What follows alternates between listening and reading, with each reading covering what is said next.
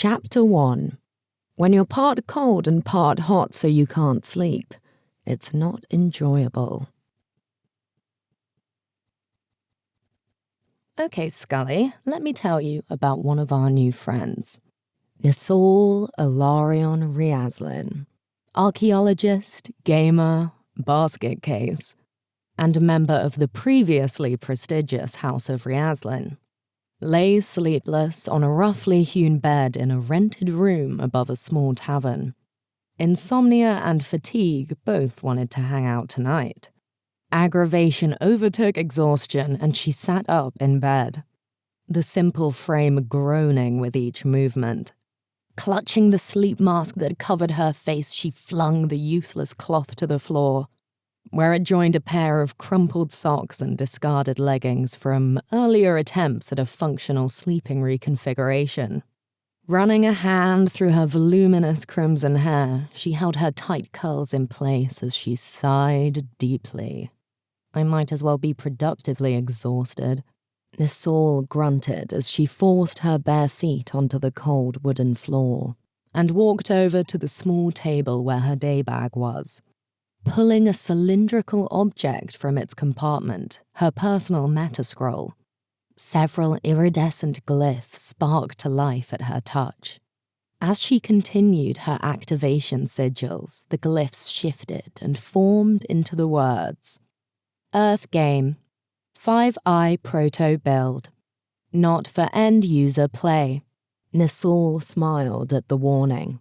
As Nisol dove into the menu system, her mind drifted back to her interview at the Athens Guild several months back, where she managed to pirate the prototype copy of the 5th iteration, 5i for short. Initially, she thought she would only manage getting a few of the lore books. But later inspection of the files revealed the full gaming, meta, and lore systems. The intervening months were spent poring through the lore, fascinated to finally see what had become of the humans of Earth in the last 100-odd years since the last iteration. Using the proto rule set, Nisol constructed her new character, Owain, an adapted metaphoric extension of herself, and now obsessed at how best to transpose it into Earth's 21st century. Nisol intended to do the undoable, at least by the game's rules. She wanted to have her character bring magic to Earthgame. Perhaps, Nisol mused, by proxy she could bring order to her own life. She had often pined after the idea, if only it were possible to live in a world of pure cause and effect. With no magicka, surely life's problems could all be solved. She looked out of her simple room's singular window across from her cheaply crafted bed, the moon staring back at her. Part of her wondered how her sister was doing. Mama and Papa, too. How long had it been? The gentle glyph lights played along Nisol's face in the room's relative darkness as her mind drifted. She had been on as strange terms with her family for about 1.5 years now. She winced as nagging feelings of guilt and shame surged forward. She always hated having to take money from the family coffer. Her mind immediately countered, rationalizing that she always took less than her siblings. They have kids, another part whispered. The Riazlins were from an old, dark elf lineage, and money was something you simply did not discuss.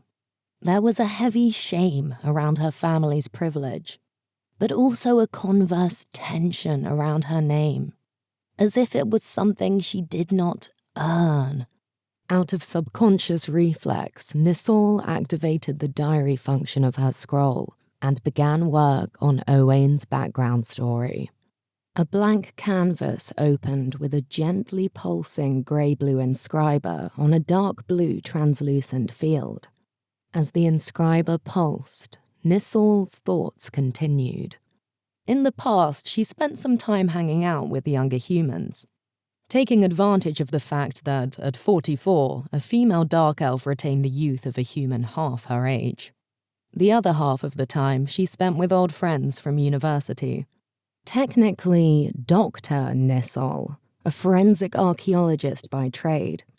She currently found herself trying to find independent funding for her own dig at the ruined city of Droathla. Unable to focus, she opened the sketch function of her diary and used her finger to sketch out a rudimentary drawing of the decayed arches of Droathla. Nissol's main focus was common origin theory, which stood in stark opposition to the divine sundering theories that reinforced culture myths of various gods separating the races. If you had hands, I'd say write down common origin theory. Continuing to sketch, she scribbled the words common origin theory below her drawing in large, languid letters. Despite the resistance, Nissol pushed forward. Her early research showed that not only might Droathla hold bones that prove common elven origin, but a general common origin point encompassing humans, elves, and beast folk alike. Most of the research funding societies, while not outwardly advocating divine sundering as fact, would be a bit hesitant in funding a dig that could straight out prove common origin for several political and cultural reasons. Divine sundering held significant patriotic and even religious significance for many groups, even in the supposedly progressive and modern city of Ocasella. What's that, Scully? Backstory is important. How will you know what is important without context? I see what you're saying, though. Her mind is drifting. Let's give her a gentle push back into the present. Nissol felt a strange push from the back of her mind, gently dragging her past her neuroses about work and family. Her mind fully present, she looked to the strange sketches scrawled across her diary. The thoughts were hers, but she could almost feel another hand moving within her. Activating the save glyph, she pushed the sketch field aside with one hand and returned to the diary function. The blank field staring back at her, she now found herself having an existential crisis about her new character in Earthgame. Nissol's fourth iteration character, Ethan, had sustained her through a period of severe depression. But she was finding her Five Eye character, the non-binary Owain, too much like herself. Owain will live in New York in 2024, Nissol murmured into her slender arm, now covering her eyes. According to the updated Five Eye lore, by the early 21st century, some Earth humans were accepting the idea that biological sex and gender were different things. She knew Owain would identify as gender neutral, but she was used to calling her previous character he. Nissol, I think I want to be called it. I'll probably use they, even if other non-binary people don't like it. But when it's you and me, can I be called it? The half-formed Owain asked its creator. No, Scully, Nissol is not crazy and Owain is not real. But you'll see. She's making its voice in her head. Writers and gamers do stuff like that. No, that's not what I'm doing with you. You're a skull in my hand, not a character in my head. Finding the meta screen too oppressive, Nissol took out her physical copy of a character background sheet and began scribbling in a handwriting she herself might not be able to read later. She tried to finish fleshing out Owain's adaptation to the new system several times. However, every time she neared completion, that fact that it was such a proxy for her sometimes made her feel a sense of shame, as if this made it a non-compelling character to discuss with others, much less one to play in a campaign. Owain's future is uncertain. It is getting older, its parents will die soon, and it feels guilty not giving them the perfect life it feels like they deserve before they die. She wrote, inserting her personal fears into her character. Its mate is gone, maybe coming back, not likely. It is alone. It isolated during the recent disease outbreak. It doesn't believe in an afterlife and is mucking around, still living out of duty. A desire to not cause pain to others, which they would feel if it euthanized itself. If it were up to it, it'd shuffle off its prison of flesh and bone. I need to have it go a little crazy. It has been cooped up alone in a small room for a year, working tirelessly on a new model to understand people and how to influence their idea of truth for the better. A flash of connection sparked in Nisol's mind. I know! My purely atheist materialist is going to bring magic into Earthgame. She stopped. Didn't that defeat the point? No, this was her headcanon, and she would do what she damn well pleased. But how would it do it? According to the law, in their world, some people did believe in magic and religion. So, Owain would try it all. Of course, this would bear no fruit. It would reaffirm its beliefs that its universe was without magic and purely material. Scully, can't you just watch, Nisol? What do you mean it depends on the magic? Earth doesn't have magic unless you want to use some very unsatisfying metaphors or non-canon fanfic. It is going to decide it needs real magic, Nisol wrote. It is going to decide it needs magic that it only knows from fiction, because the entire universe is broken. Maybe at some point, the universe did have magic, but something happened. The Godhead got sick, and now it's half asleep and schizophrenic. So it needs magic from outside its universe. Years ago, she decided that humans on Earth played games just like people played Earthgame in the real world.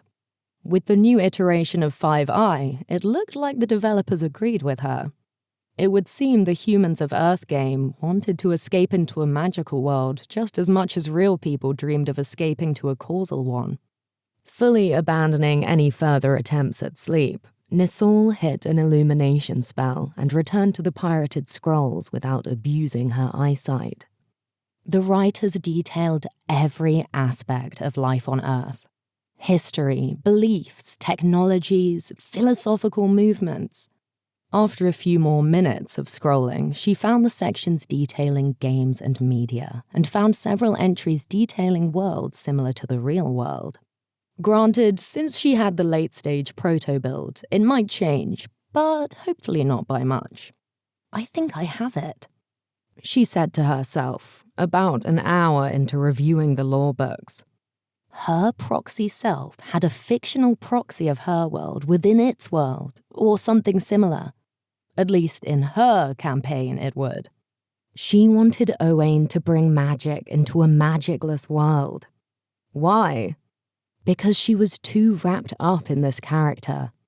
Its insane quest in its fictional world was a way for her to deal with the problems of her own life, without having to truly deal with them.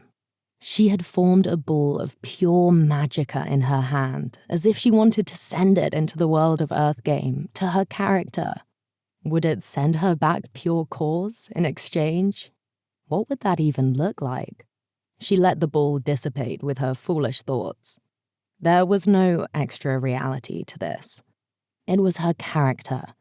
If she wanted it to succeed in finding magic, it could, but then she couldn't game with anyone else.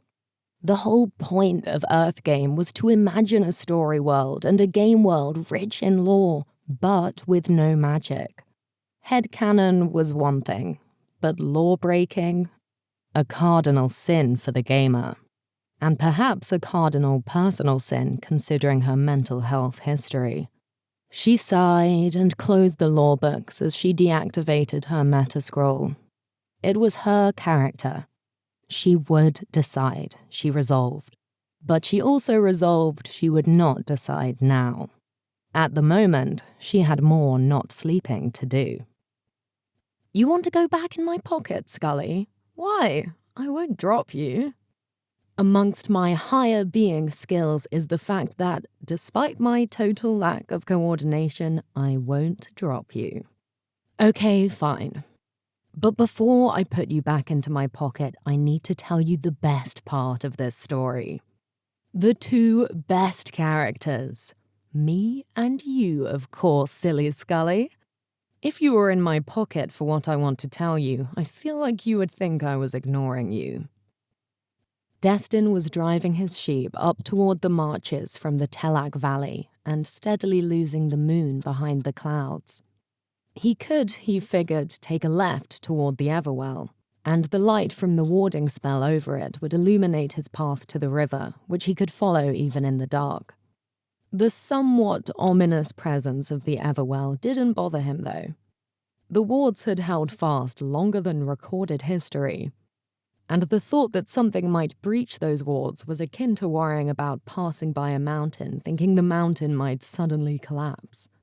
Imagine Destin's surprise when I, about 9 feet tall, wearing strange black armor of an unknown metal with a tattered black jerkin over it, floated out of the well. The ward dispersed. He saw I carried a skull in my hands. No, he didn't remark to himself what a good-looking skull it was, not to say that you are not. But Destin didn't think that. See, Scully, I am telling you how Destin saw me, us. I had no visible face, but the green glow and eyelight through my helmet bespoke that I was a non-elemental lich. And the chorused, overlain, genderless voice I would speak with in a moment would confirm that for Destin. Upon my feet touching the ground, I seemed to inspect my jerkin to discover it had 2 large pockets, and then seemed frustrated upon further interrogation of my garment that it did not have any other pockets. Remember that? Good times. I'd picked you up, my dear Scully, about 5 minutes before Nissol started tossing and turning in bed, and Tuadon began pacing nervously around his office.